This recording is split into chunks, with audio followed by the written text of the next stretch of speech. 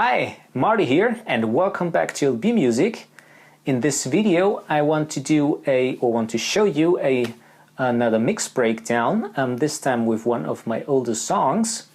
I think I recorded and mixed it in 2014, and so I thought I'm gonna pull up the session again on the console. At that time I didn't have that much outboard gear. There was just one bus compressor involved in the whole thing, and the console and a FX unit, and everything else was done in the box. And so I thought this is a nice idea to show you what I've done with minimum outboard gear and everything else in the box. And it also happens to be that this song is now in part of a mixing contest sponsored by Hofer Acoustics, the company that makes the panels and forms for acoustic treatment. And so if you want to do me a favor and give me your vote for the song, all you have to do is click on the link below in the description, and then you will see the site, the Produktions- and Song Contest from Hofer. Here is the button for the online voting für diesen Song stimmen. Simply press it, click I'm not a robot, wait a little bit, and then finally click für diesen Song stimmen. And that's it. So it would be really great if you give me your vote for the song. And enough of talking, let's step right into the session, and I'm going to show you what I have done mixing wise.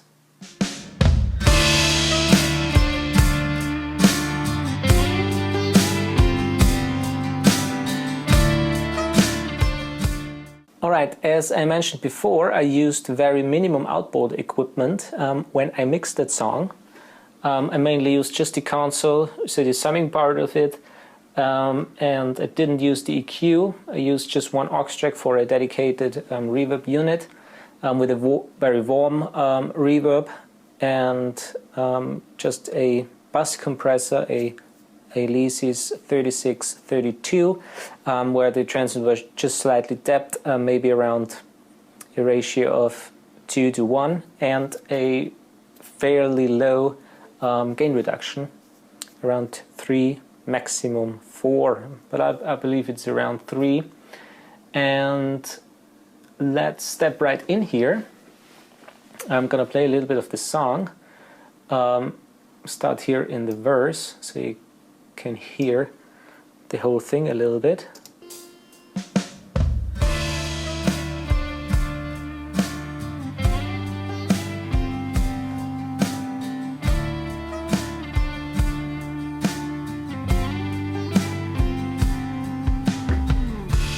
Heavy head, brain stops to think.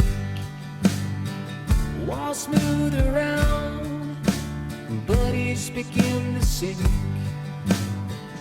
Places not known, never been there before. Sorrows I forget appear soon for sure.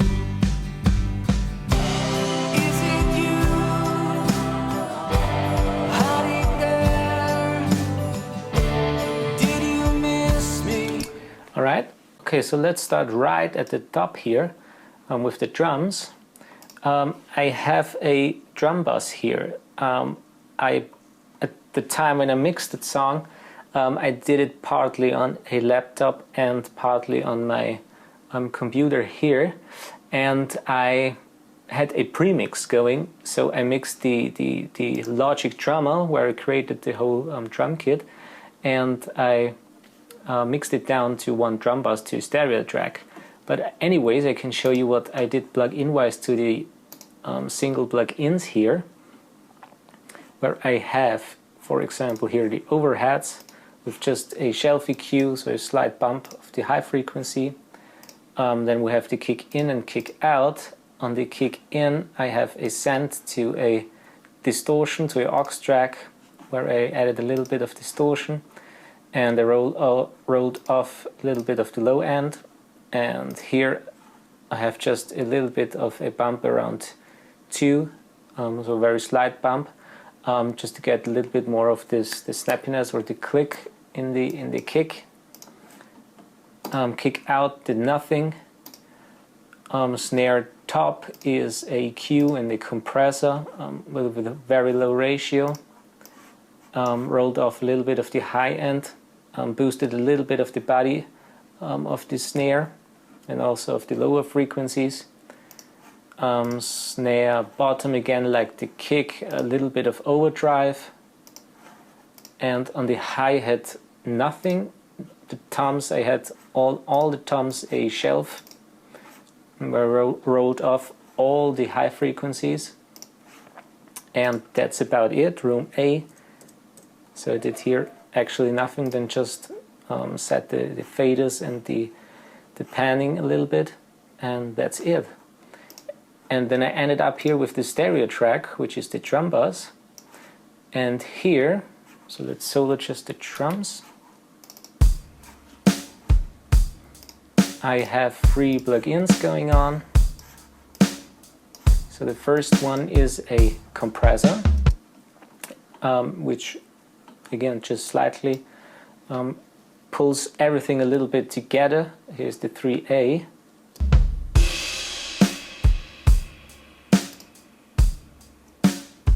And with, okay. Then we have a EQ, where I have a little bit of coloration here. It's the Sharp 73. I pretty much used this EQ on all the tracks for the whole session as far as I remember. And here I used just the preamp to get a little bit of coloration into it. Boosted here 10,000 Hertz. And I also boosted here the very low end, so where the kick, or the very bottom of the kick is. Boosted it quite a bit, and I had a high pass filter around 50. So let's check that out.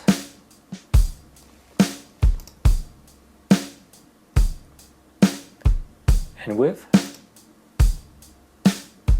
So a little bit more high end and bottom end. And of course a little bit saturation. Here I have the IPS set to 7.5 instead of 15.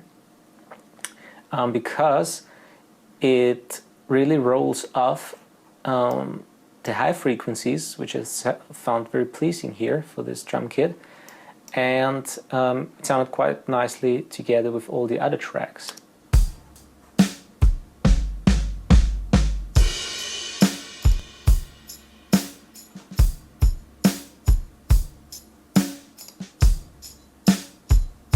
All right. And those were basically the drums, and let's head quickly to the bongos. So let's solo the bongos and the shaker. So we have the percussion section here in the chorus.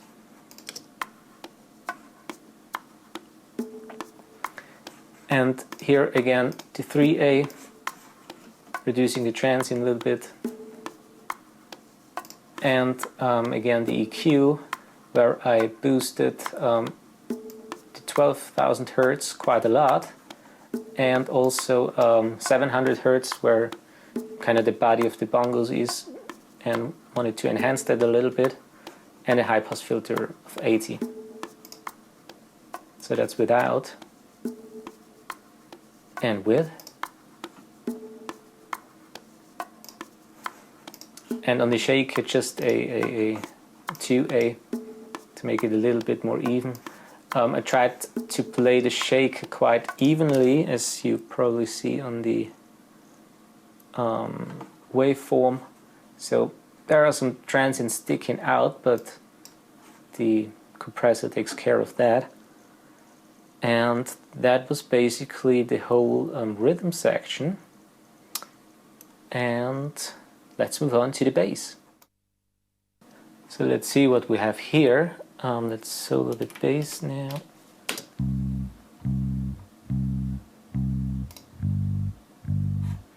So the first thing is here a amp simulation. I just used the DI. I also recorded on the electric guitars, just always the DI, to have on the one hand a secure track where you can make other things out of it.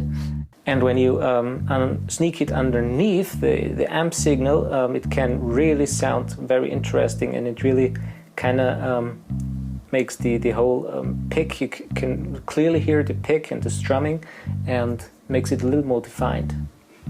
Here on amp setting of the bass, I have bumped a little bit the low frequencies, reduced the mids, and turned the treble a little bit up. Also engaged the compressor here, so that's without, just a normal DI signal, and then with, so really fattens it up. 3A, make it all a little bit more even. Then we got the shaps again, a little bit of coloration. Sometimes it's also cool when you use the drive setting, so when you overdrive the amp a little bit, like that. But let's go back here. And I also increased a little bit of 700, and I reduced, or I bumped here 60 Hertz, where kind of the main or the bottom of the bass is, and there's really the richness of it. And yeah, that's about the EQ. And finally here, to smoothen out the performance a little bit more and to help the compressor in a way that the compressor doesn't really squash the signal, you can make a little bit of a kind of macro management with volume rights. You probably have seen a video, an older video from me, where I show you how to do it on the console without VCAs or MIDI information. So you can do it with a typical analog console, where you just record the signal through the console back into the DAW and then align it to the original track. I often do that with vocals, where I can really write the physical fader. But anyway, here we have the Waves Bass Rider. I kind of just like the idea that in combination with the compressor, you can set here, for example, the range, the higher and the lower range, where the fader moves. And it doesn't do very much, so maybe just around 3 to 4 dB. But it kind of helps the compressor, and it really smoothens out the whole performance. Alright, so that was the bass, and now let's head on to the guitar. Let's take first the sitar, which was a Logic loop, and I cut the sitar track or the loop of Logic from the sitar a little bit and copy and pasted it around, and I finally had a performance for verse and also for chorus. So here in the beginning sounds like that.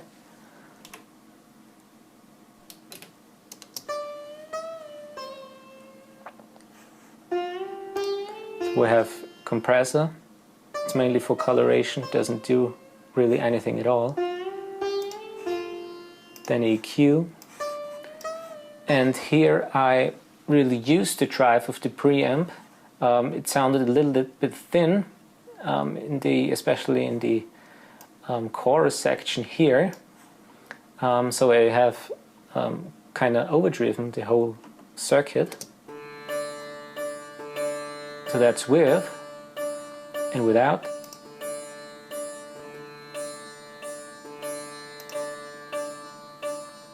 So it makes it a little bit more thicker and kind of interesting. I reduced the very high end, so the 12,000 Hertz, and I also reduced 10,000 even more. Then I boosted a little bit of 60. It's very, very low frequency for a sitar, but I kind of liked it. And a high pass filter of 80. Even though I sometimes boost a little bit of, for example, 50, 60 or 80, and I use a high pass filter, but this certain plug-in has kind of a little pump when you use a high pass filter. So when you take the curve and you have a normal high pass that goes down, it makes a slight slope up and then goes down. Yeah, so that's why I often do a high pass filter in conjunction or together with a low frequency boost. And finally, also two other plugins, a little bit of saturation and a reverb. I put the reverb here just on the track, not on the send, because I just used a certain plugin here just for this one track. So that's without those two.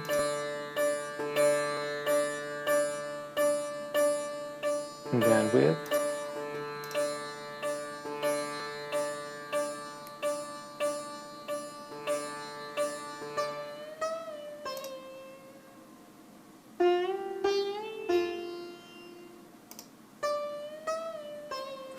So that's that, and now let's head on to the acoustic guitars.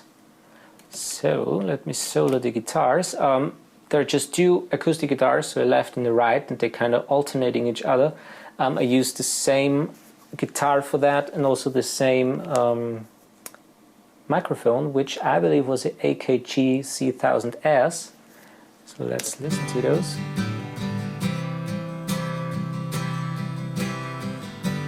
And I kind of treated them the same, with a 2A, tapping it a little bit,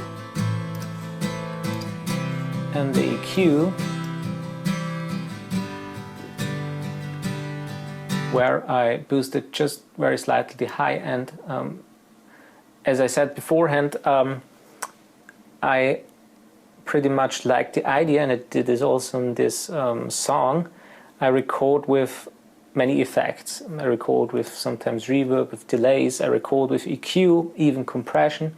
Doesn't matter. When I like a signal and I hear it and I think that I could print it, I just do it instead of waiting for it and doing it in the mixing stage. Saves a lot of time. And so that's why I always do just supple moves in the box, and I don't have to do too many EQ or compression moves. And now back to the acoustic guitars, I have also boosted a little bit of the mid frequency 3 to 2 or 1000 Hertz, and a high pass filter, so it's the same on the other guitars, or the same plugins. And lastly, I also used a EQ. Sometimes when you record acoustic guitar, there's a slight boominess in it, and it depends where we have kind of placed the microphone or how boomy the instrument itself is. And here I reduced a little bit of 290 Hertz. So most of the times this boominess is around 200, 250 up to 300. All right. So let's disengage all those plugins and then engage them.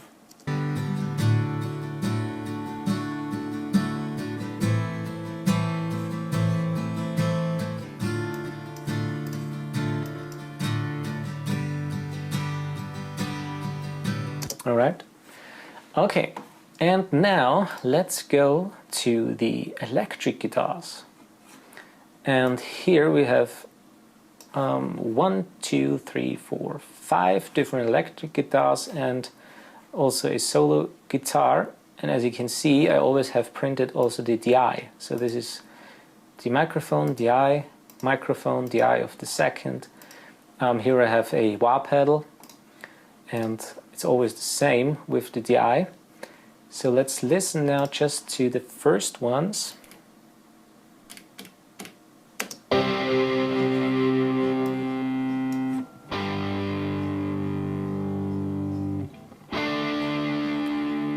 So this is just the DI. And this is just the microphone and the amp. And together. Kind of gives it a little bit more definition, and I really like the sound of it when you sneak underneath a very clean signal into it. And of course, if you just don't use it, you can always mute it. And sometimes you have problems with your microphone or something like that, but you have a really cool performance. So you can just take then the DI signal and make a or slap a amp simulation on it, and you're good to go. So that's always nice to have and very handy. And all those guitars, as I said before, I used pretty much all the effects and the EQ right at in the recording process. So I just used a little bit of compression on all those tracks, just tapping it slightly. And I usually don't compress electric guitars very much, because they are by nature heavily compressed, as the physics of a overdriven guitar is. So, but anyways, one track here with the wah-wah is a pedalboard track here, where I have also inserted a tremolo. So let's check that out. Let's mute the other ones.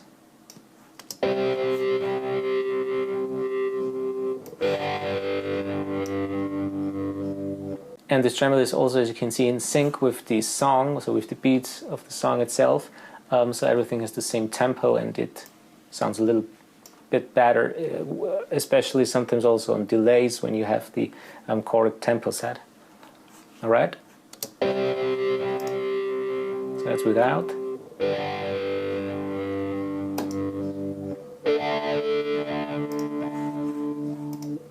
And on the DI, pretty much the same, just to have the same effect.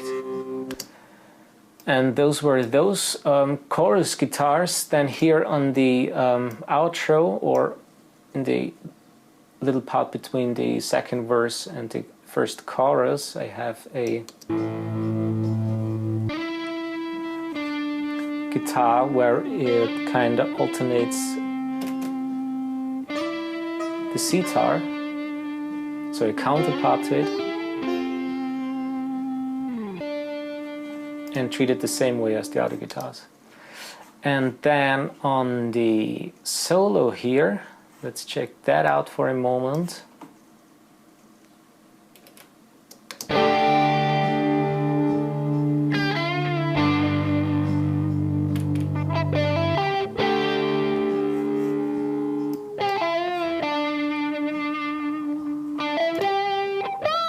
Again, this was recorded with the wah-wah pedal, also with the DI signal and the amp signal. So this is the DI.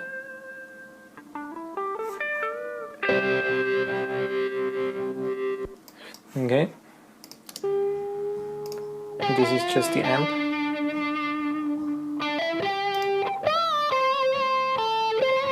I used a little bit more compression here because, as you can see, it's quite dynamically with the wah-wah.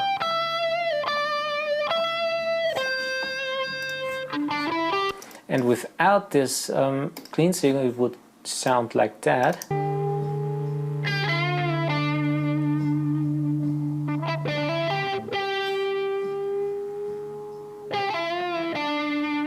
And with.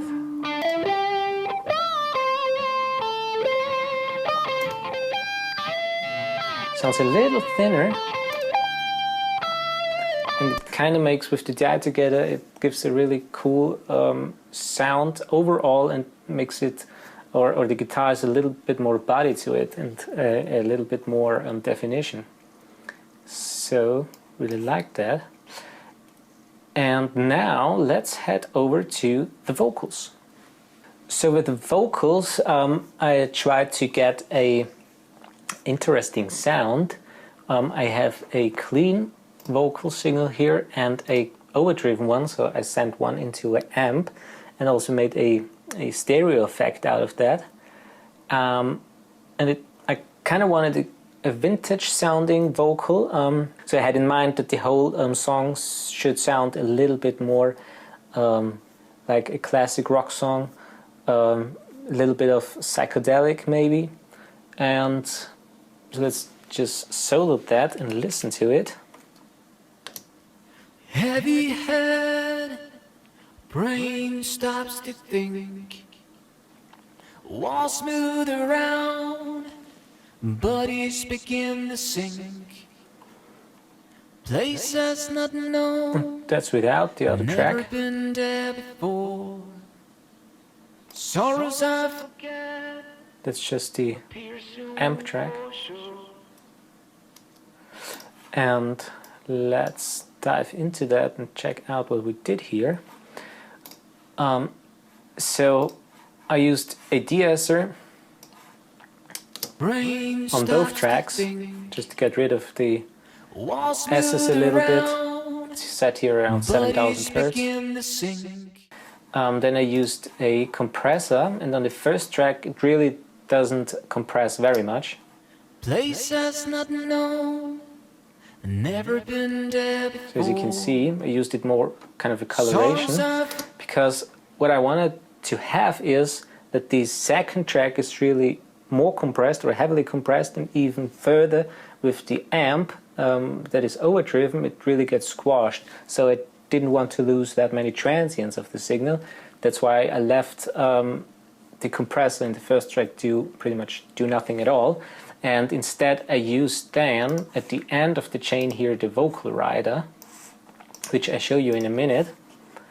Then I have a EQ, again the Shaps with a high pass filter, boosted a little bit of 1K and boosted a little bit of high end and a preamp coloration. That's basically the same what I did also on the other track. And then I used a delay here with a tape, so a typical tape delay, sounds like that. Walls smooth around, bodies begin to sink. And without. Places not known, never been there before. And with. Sorrows I forget. Also did that on the other track. Then a little bit of more saturation with another tape emulation plugin, the J37. And finally the vocal rider. And when I open here now the automation, you can see there are quite a lot of movements that I usually do on the console, but I said because I mixed pretty much it also with in the box with a laptop, and I switched between those two computers, and so I didn't want to use too much outboard equipment to have it always recalled. So I used here the vocal rider, and it did a pretty good job in riding the volumes here on the vocals. So what you basically do is set here the target that you want to reach, and also the range, so the higher and the lower one, basically the same as the bass rider. And then you can set it to fast, slow, and kind of set the sensitivity for the vocal and the background music, but just left it as it was. And then you hit here on the ride mode, get a warning normally, and then you set here on the vocal rider the rider fader, and you set here on the plug-in ride, and when you then press play, the volume information gets written based on the settings you did in the plugin. So let's turn it back here to read mode, because I don't want to override it, and let's see what the vocal rider does here. Heavy head, brain stops to think. Walls smooth around, so it has a slight bump, not at the beginning of the vocals, so it's a little fraction of a time later as the vocal sets in, just to have it a little bit smoother. And on the other track it's pretty much the same. Brain stops to think. Walls smooth around, bodies begin. So automation is on vocals a big part to get a really good sound. It is a great way to help out the compressor, that it doesn't have to compress that much and it doesn't sound too squashed. And what you can also do, for example, on the chorus for the vocals is to bring them up all together a little bit, and then on the verse pull it down again. And you can do many things with that. So that's the automation here. And as we are on the second track here, I'm going to show you now what I did here with the amp and the real ATD. So let me solo here now just the track.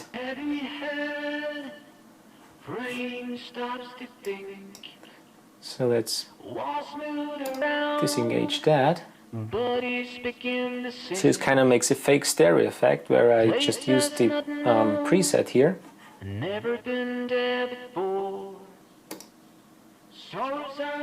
So you kind of hear it in the left and the right, and it sounds very spacey and kind of a little weird when you have it in solo, but when you have all the other instruments, that's pretty cool.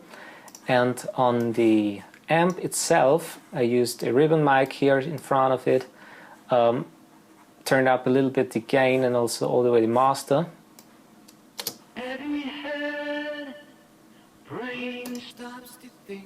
So this is without the amp. And that's with.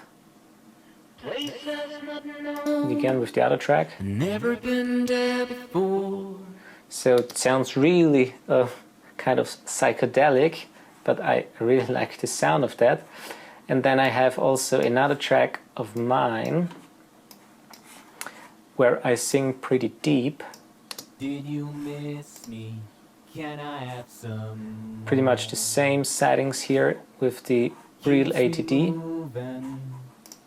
Down on the crown, little love for my mighty queen.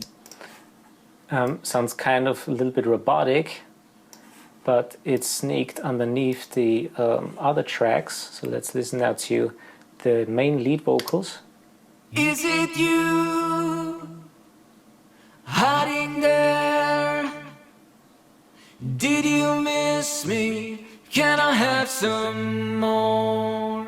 Okay, and now let's check out the back vocals. Female vocals sound like that. So they are panned to left and right. Didn't have to do any EQ here, just heavily compression.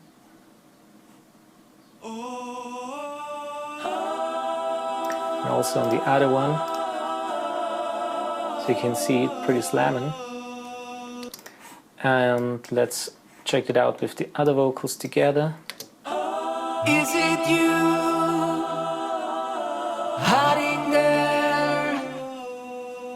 Did you miss me? Can I have some more? And now let's engage all the other tracks. Percussion for sure.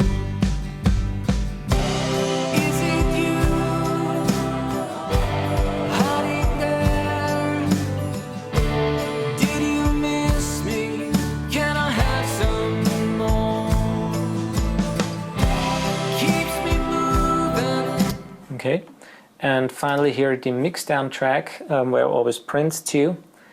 I used here just a EQ plugin with a slight boost of 12,000 Hertz. So that's without and with.